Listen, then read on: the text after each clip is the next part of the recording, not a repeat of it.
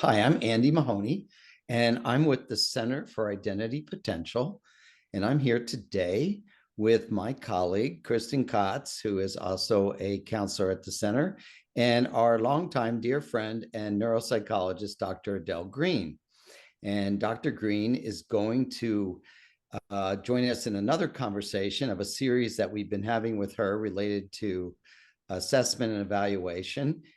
We have two previous videos online if you want to watch them related to evaluating central auditory processing disorder and some other relevant issues related to testing gifted children. So I'm going to turn it over to Kristin to give us a little overview of our topic today. And then we're going to have Dr. Green jump right in and start with point number one, and we're going to discuss as we go. I do want to make it clear that we do not edit these interviews. We put them up just as we have them. So if we have any kind of little gaffes or mistakes, just bear with us, because it's more important for us to show you how we communicate over this stuff than worry about how perfect we can make it. So go ahead, Kristin. Hi, so we're going to be talking to Dr. Green about auditory processing disorder and specifically evaluating evaluations of auditory processing disorder by psychologists, neuropsychologists, and therapists, and touching on a lot of the things that often get missed in those evaluations. So do you want to go ahead and kind of introduce the topic now, Dr. Sure. Okay. Yeah. So, therapists and psychologists, they normally report lots of things.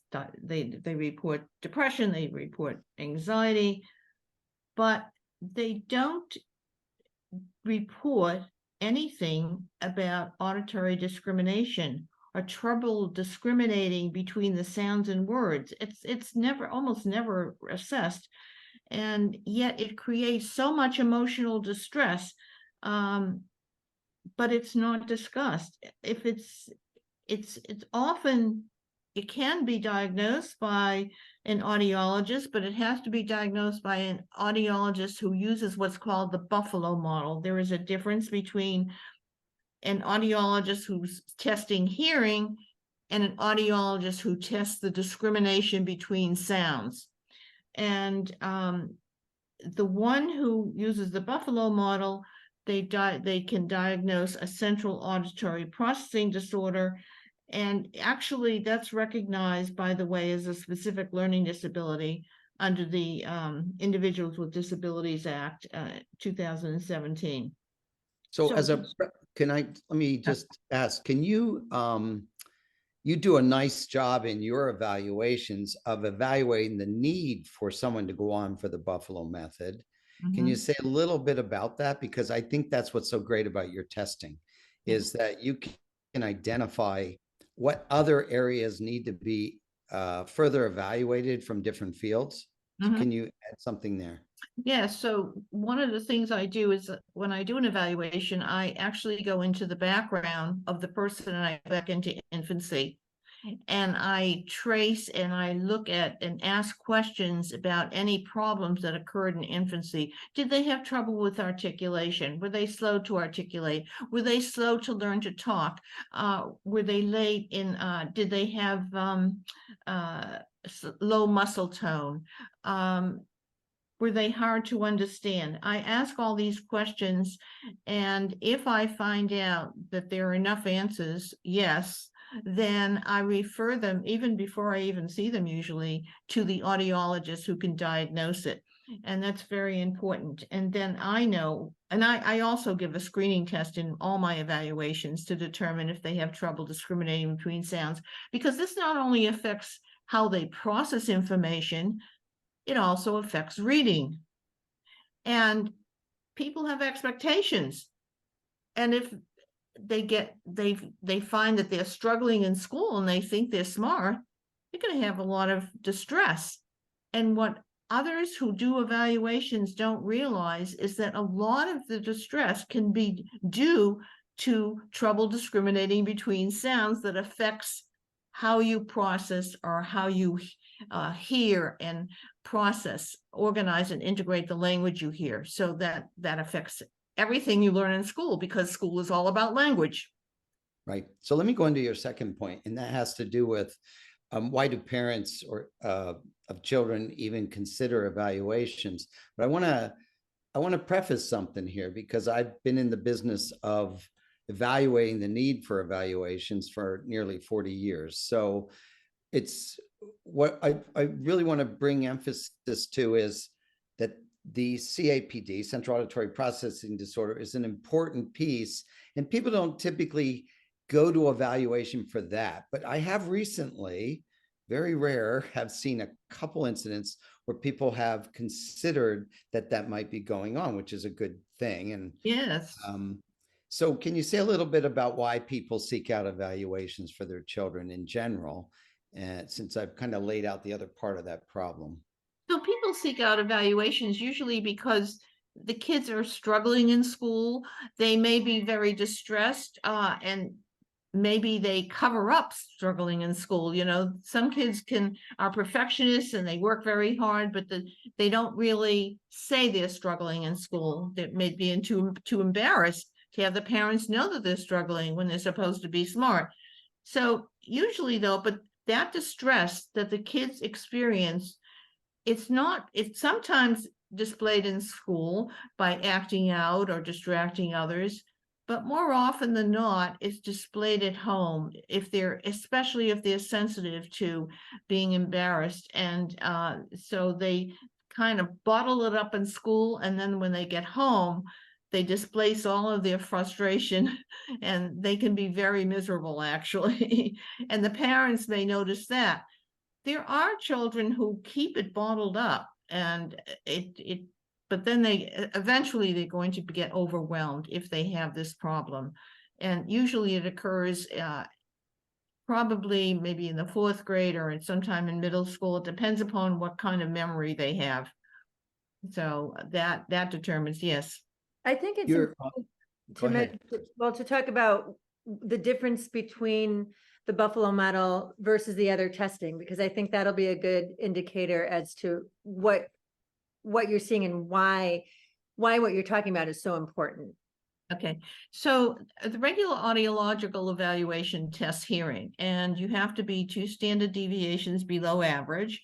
And if during the evaluation, if you have a response lag, like you take some time to think about it, excuse me, or if you self-correct what you say, you get credit. As long as you come up with the right answer, it doesn't matter. You're going to get credit. So then they find that because they're testing hearing, they're not testing auditory. They may do a little bit, but they're not really testing. Well, they may say they are, but yeah, but they're not. They are actually, and those tests that the schools give are 6 or 7 hours long.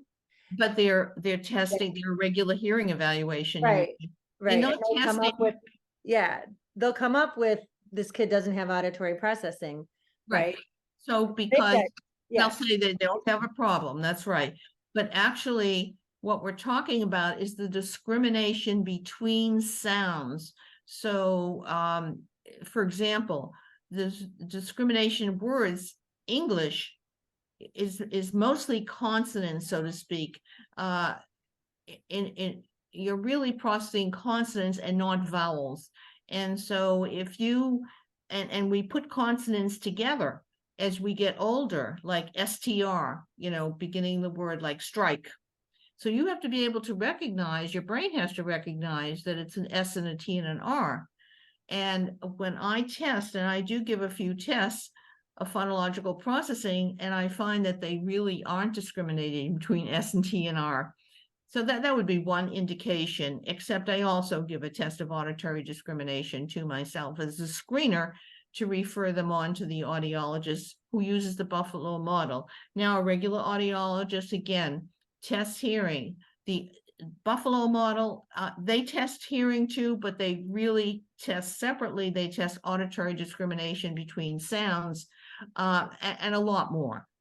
I'm really glad that you two are bringing this up, because we run into this issue continuously where the child or the adult has this problem, and it's dismissed out of the normative way that things are done. And we all know from experience now how important this extended evaluation of the Buffalo method is. And I really want to drive that home to people. Could you go back and say a little bit more then about some of the early or the signs that indicate that this issue is there, that would help people and parents and teachers and evaluators know to look? Something maybe more concrete. I mean, I know Kristin and I, from our perspective, we have lots of those, but I want to hear from your perspective. Well, when you don't discriminate between sounds well, then, and by the way, remind me to talk about heightened sensitivity to sound, because that's another factor that they test. But if you don't discriminate between sounds well, then you're not really hearing all of the words as all of the sounds in the words. And so, and you're not hearing it immediately, because we really have to process information, verbal information, very quickly. And if you're not able to process it very quickly, well, then what are you going to do? Well, you're going to have to make guesses and maybe make predictions about what you heard. And the people who are listening to you, I lost the, no, I just lost the screen. Oh, we're still here. Still here. Oh, okay. Well, Yeah. I lost it. If you go to your I view. don't know. Somehow I lost the screen. Well, anyway, the people here, I have to go back into the Zoom meeting. Should I do that? Yeah. What happened? It just flipped out.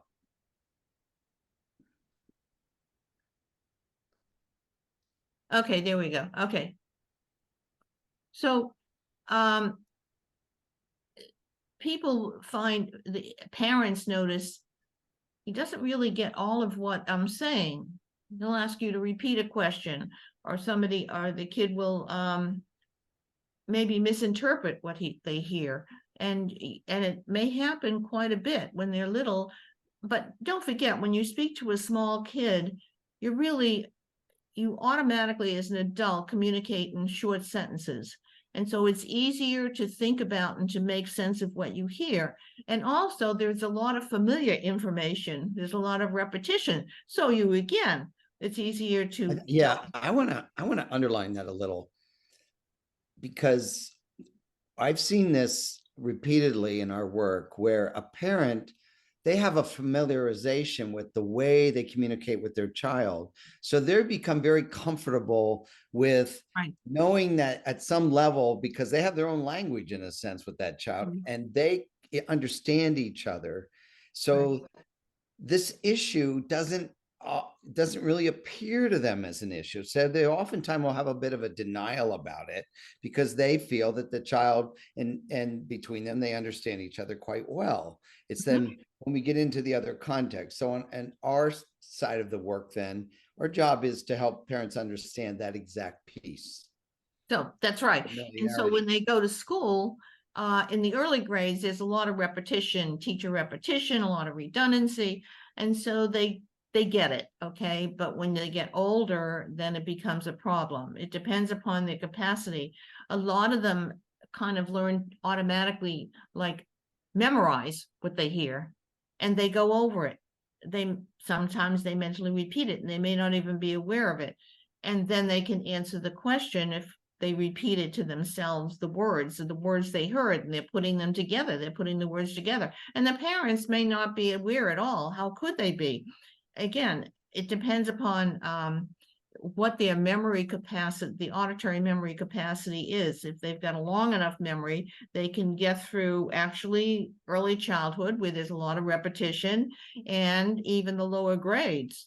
But then when they get into the upper grades, there's unfamiliar information, and it's not constantly repeated. And then they get into trouble because they're trying to put it together and to make sense of it. Yeah, so can you go into that a little bit about the struggle with organizing and integrating that information at that stage? So when you hear information, you're putting it together, and you're trying to, in order to put it together, what you hear, you have to organize it, you have to hear it, you have to organize it, you have to integrate it and get a gestalt or a big picture, and to understand, to fully understand the parts and how they relate to the whole. And if your child is not relating the parts to the whole, then they're going to come out with answers that are not appropriate, not what you expect them to say. Again, at home in the early years, there's so much repetition, and the parents, really are, the kid can almost predict what the parents are going to say or ask, and so it doesn't show up. It shows up in environments where it's new and not familiar. Can you say, well, maybe Kristin, can we just add a little bit about a gifted kid and how they would overcompensate for this, or try to make it appear like they're getting it when they're not at this point? Do you have any thoughts on that? If not, well, yeah, I mean, I do. I think, especially when you have a gifted kid, right? They're very good at compensating. They also very much want people to think that they're smart. And so I think what would be helpful to look at is when you have, especially a bright kid who's in school, say they're 4th or 6th, 7th grade, that age, the way it manifests in the classroom is often as a behavior problem. So even if the parent comes in and says, I have this auditory processing diagnosis and I can explain it to you, you'll get a lot of pushback from the school saying, well, it was completely quiet and he still didn't do his work, right? Things like that. So I think it would be really helpful to have kind of a succinct explanation of why it manifests that way, particularly with a bright kid in the classroom. So if the kid is manifesting it in the classroom, but not at home. No, both, but the parent might know it and they might be dealing with it at home, and then they send them to school and they're a behavior problem because the school hasn't quite recognized it. And this happens over and over again in many different contexts. And I think this is totally related to what we're talking about, is the problem with evaluation from the get-go, and how this particular type of vulnerability is just, there's not enough awareness about it. So that complicates what Kristin's saying. Yes, they're connected. Very true. That's very true. So the kid who has high expectations, they've had feedback on how smart they are, or some way or other, and most middle class kids get that kind of feedback. They're going to be very frustrated when they can't process everything that they hear.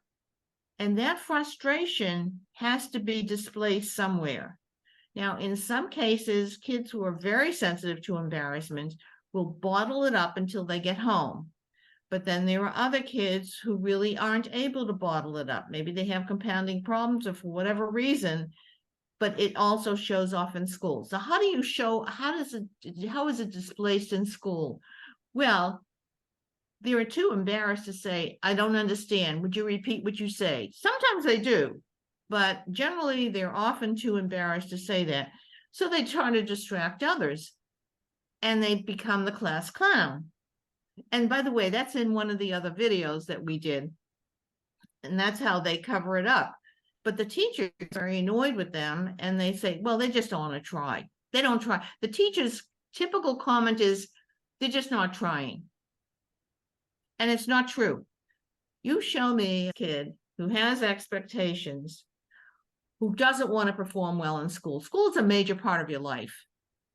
And you want to succeed in school. And I can't imagine any kid who has expectations for themselves who doesn't want to perform well in school. So if there are any problems in school, I would double check and see if there are any underlying problems that cause them to act out in school. I do not feel that kids deliberately want to be bad in school. It just doesn't make sense to me. If there are expectations, they want to perform well in school. It's a major part of their life. And that's why it's important to look into some underlying problems that could cause them to act out in school. And teachers also may notice that they don't hear everything, but they can attribute that to behavior too, by the way. You know, that they're talking to their neighbors. They're just not interested in school, and that's not true.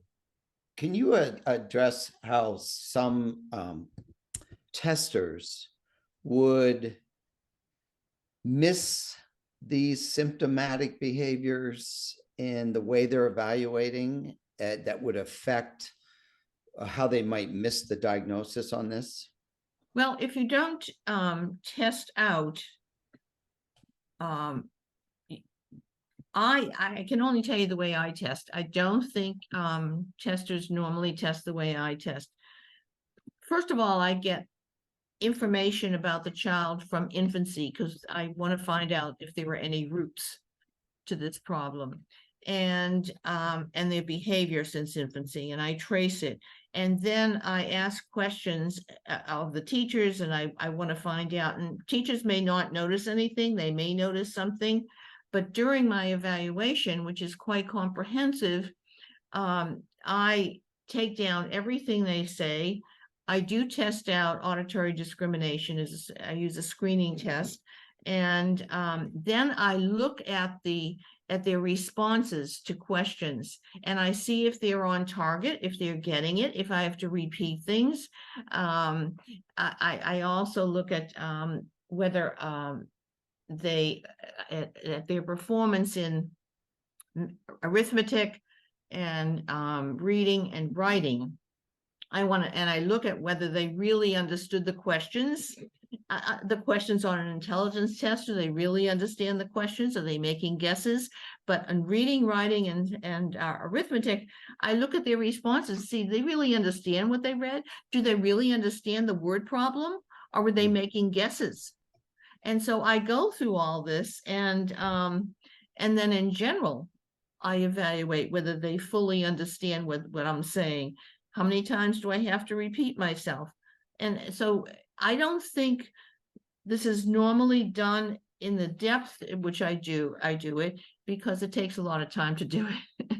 When you go through all these, their responses to everything that they do. And I'm glad you gave us how you do that, because I think people need to hear that from you. I think it's important because you've done this so well for so long. You have a lot of expertise and a nuanced expertise with this that I think a lot of testers don't have. Well, and really need to get. Yeah, it's more than that. I have been studying language for many years, and I was in English as a second language, and I learned a lot about language and the roots of language in different cultures. And I had a lot of articles published, and I've co-authored a couple of textbooks. And I've been following that, and even my dissertation for my PhD was how language was processed in the brain as a first and a second language. And I did research. I taught at a university and did research in that area as well. So this has been an interest of mine for many years, and most people don't have the background that I have to be even aware of the importance of processing language. So, I mean, I even set up years ago English as a second dialect in an inner city school with a university. And because I realized that these kids, if they don't speak standard English at that time, then they're going to struggle in school, and they'll maybe drop out. So, which lends us really into this next question, and that has to do with your expertise in the relationship between auditory processing disorder and reasoning intelligence. Good. So if all of your attention, we use attention to process language. And if all of your attention is really focused on just making sense of what you hear, and that's what you're focusing on, then you don't have, think of attention as a resource in your brain. You won't have enough attentional resources left to evaluate and to think critically about information. And that very often happens. Now, if you're naturally brilliant in something, like you have a natural inherent strength, or you're very keenly interested, you'll be able to process everything. Okay, that's not going to be a problem. So if you're really interested in science, and you have a background in it, then your brain automatically organizes and integrates the information, even if you don't get all the words, it won't matter. The same thing with reading, by the way.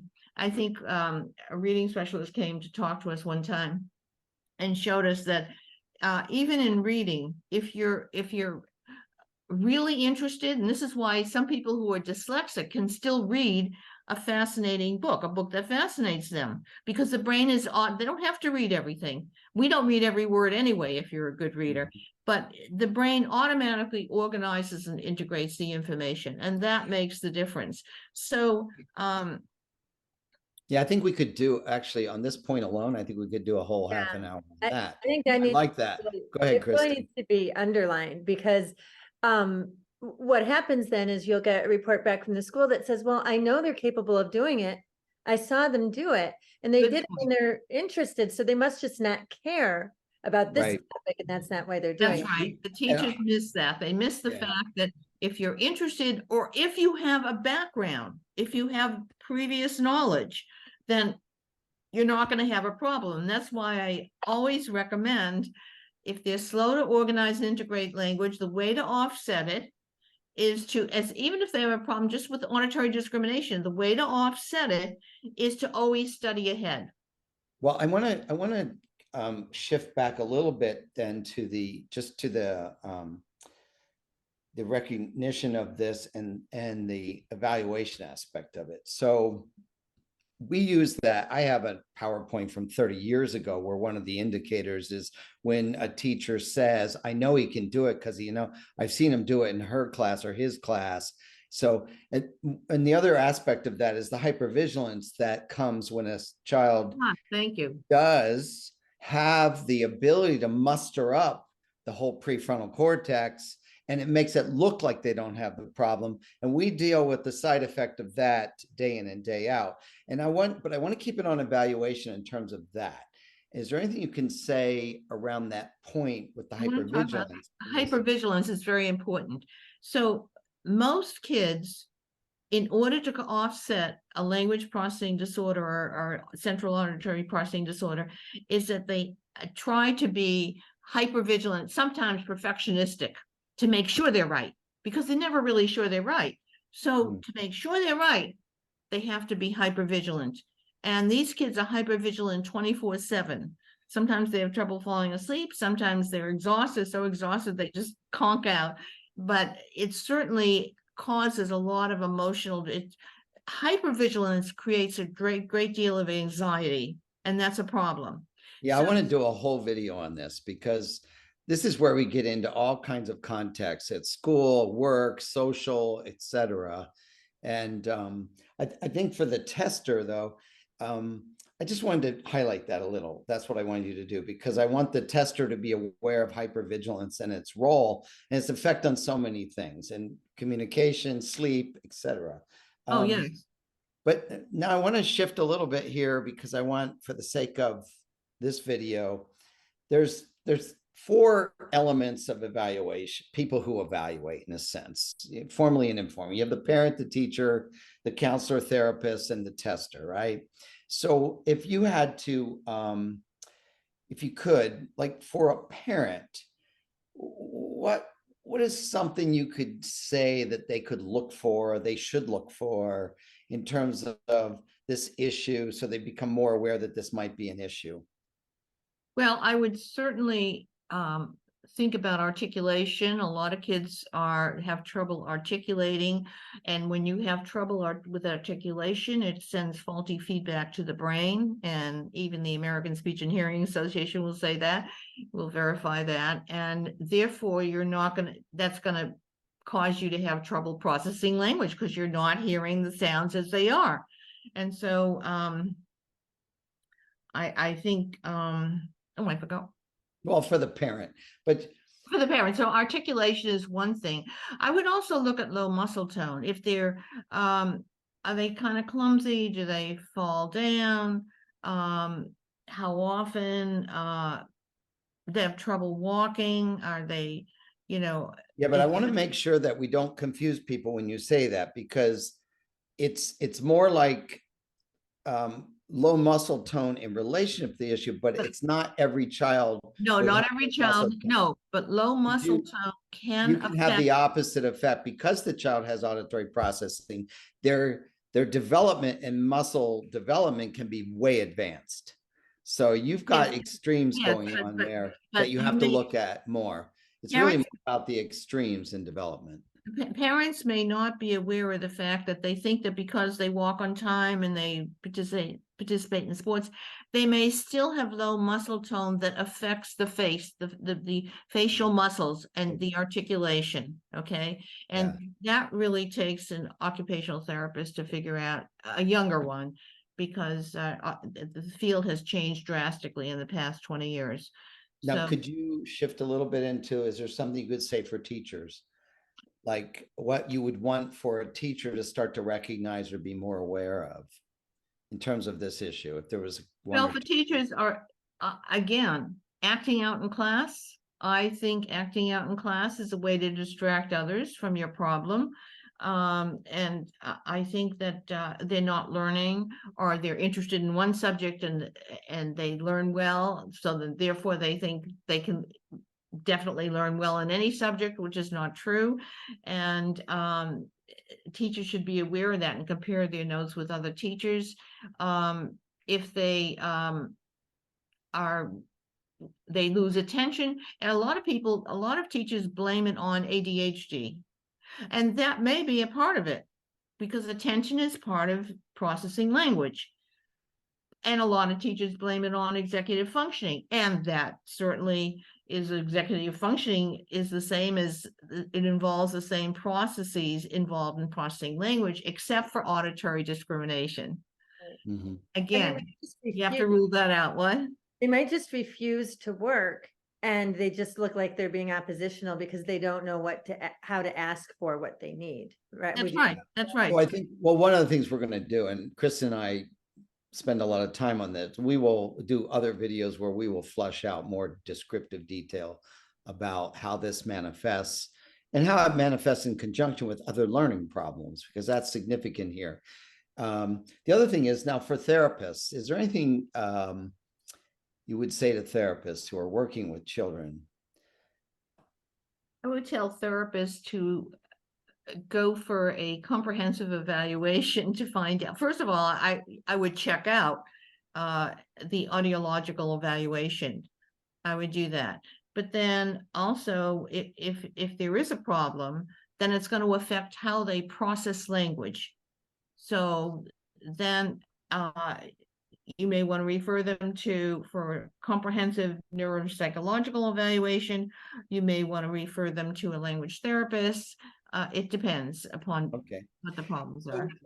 In order to, I'm going to wrap us here in a minute. So what I want to talk about at the end, and I think it's really important because of your expertise in this, what would you tell people who are doing neuropsych testing and testing, is if they're, in terms of bolstering their background on this, is there something you would suggest that they should do to learn more, to do more, to be more adept at evaluation?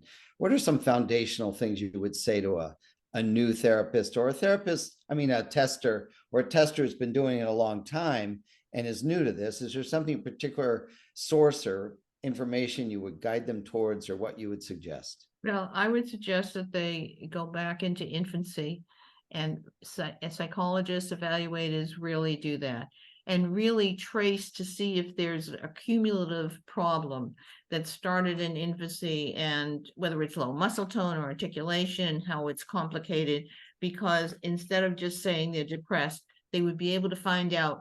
The important thing is that they would be able to find out what the roots are of that depression, and something can be done about it in addition to therapy. That you always need therapy. You didn't mention today, but could you mention otitis media and ear infections and things like that at an early age as indicators? Oh, even at 5, some of the kids I see have ear infections from 5 to 8 or something like that. I mean, it's not just at an early age. And the low muscle tone is not a lot always. of times that's missed, as it's important information in the evaluation. Yes, because it can create scar tissue in the ears that impinges on how well you discriminate between sounds. And again, articulation, for whatever reason, there can be a number of reasons. It also, I'd have to get into, it depends upon whether you're exposed to 2 languages, then you can have some language confusion. So you're slow to process language, but we'll put that aside. That's something else. Yeah, so what I'd like to just recap is one of the things that really stands out for me about this video is the need to understand the Buffalo method and the significant importance of it. So that for me is what stands out. And Kristin, is there something you want to add that? Oh, I want to say one thing about that. Make sure you get an AUD, not someone who was a teacher who got the credits to do the Buffalo model, but you want someone who actually went through the training to get a doctor in audiology. Okay, not someone who just got a certificate. That's important. And they're all over the country. And if you you can just look it up. I mean, I use my local person to get people from all over the country. Go ahead, Kristin. Oh, so I think one thing that's important to understand about the Buffalo model is that when you go into a school district, they might not have heard of it, right? And they might say, oh, we're going to have you go through our system or whatever, right? And the Buffalo model is not a particular test. It's actually a combination of 3 tests that are known out there.